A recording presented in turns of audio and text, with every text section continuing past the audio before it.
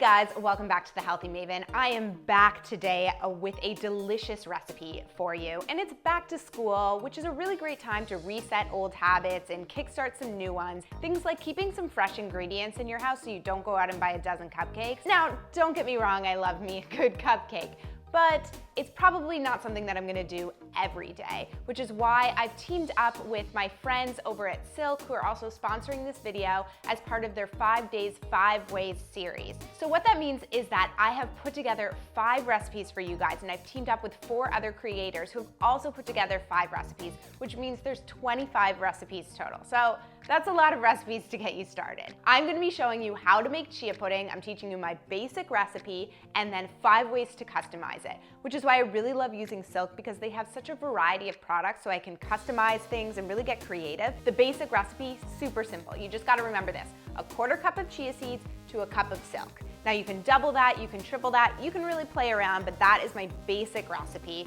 And from there, sky's the limit. So I'm done talking, let's jump into the video. I'm gonna show you how I make chia pudding 5 ways.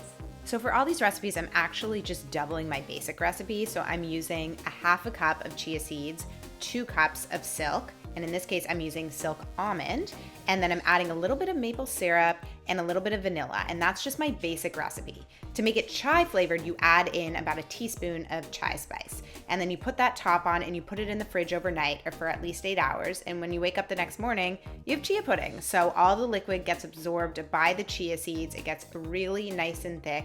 So for the simple vanilla, I like topping it with fresh berries, but really the sky's the limit when it comes to what you want to top your chia pudding with. For the chai, I tend to go with just some crushed nuts and a little bit more chai spice.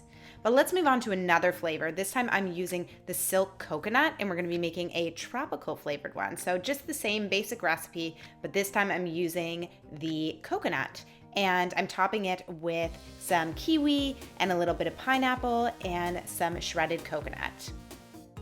And now for my chocolate lovers out there, this is how I make my chocolate chia pudding. So I just use my chia seeds, my chocolate, Silk, and mix that all together with a little bit of maple syrup, put the top on and let it sit overnight. And then I like doing a salted chocolate version with some chocolate chips and some sea salt. Or if you're more of a peanut butter person, then you can top it with a little bit of peanut butter. If you open the description box below, I actually have a link to the blog post that has all of the recipes there. So don't worry about all the proportions, you can grab them all there.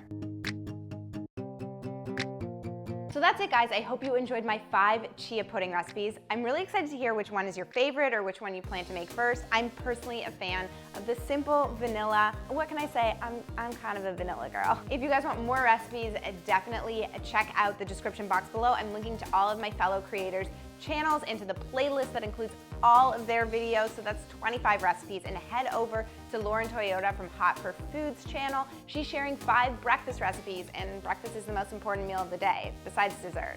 Because dessert is a meal, right? If you guys like these recipe videos, definitely give this a thumbs up. And if you guys haven't subscribed to the channel, definitely do that. Just hit the subscribe button below. And I will see you guys again in my next video. Bye.